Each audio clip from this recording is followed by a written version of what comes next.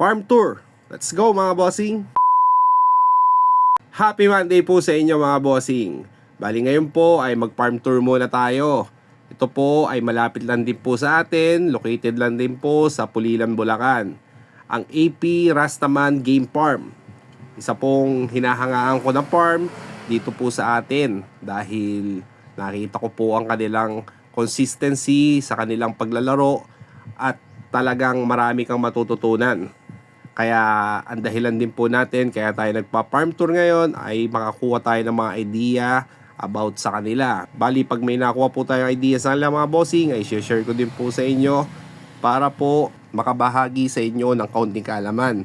Bali ito mga bossing ay try ko lang, voice over po tayo dito sa ating video. Mapapansin nyo medyo binilisan lang natin ng konti pero explain ko po sa inyo at papakilala ko po ang kanilang maalaga.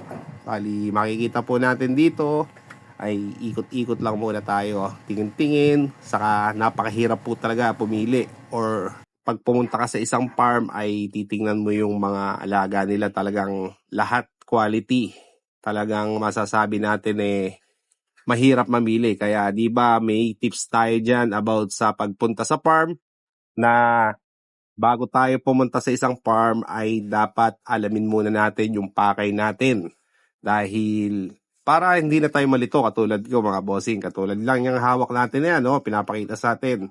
Ito po ay isang asil, ayan, ng Red Game Farm mga bossing.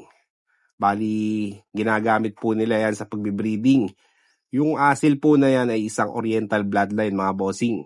Para pang-crosses, yan po, tinuturuan po tayo nila.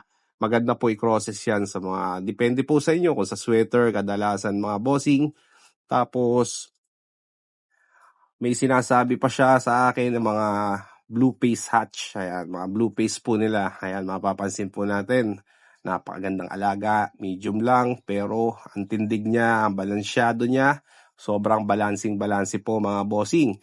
Tapos, marami ko ritong nakita yung mga binabae. Ayan, yung mga lover ng binabae dyan. Napakaganda po ng mga binabae. Bali, black gray po ata to sa crosses po nila. Ayan, hindi ko rin po alam yung bloodline, pero pag natanong natin para magka-idea tayo, ay share ko din po sa inyo mga bossing. Tapos, isa pa pong henny na brown po. Dark-legged po siya mga bossing. At isa pa pong hatch gray. Ito, hatch gray to mga bossing. Maganda, tapos silip-silip lang po tayo dito sa kanilang farm. Tapos someday sana matapakan din po natin yung ganito. Marating natin yung mga kinakalagyan ng ating mga idol na to. Tapos isa pong silver gray mga bossing. Ang ganda po nito. Porsyonada ko to.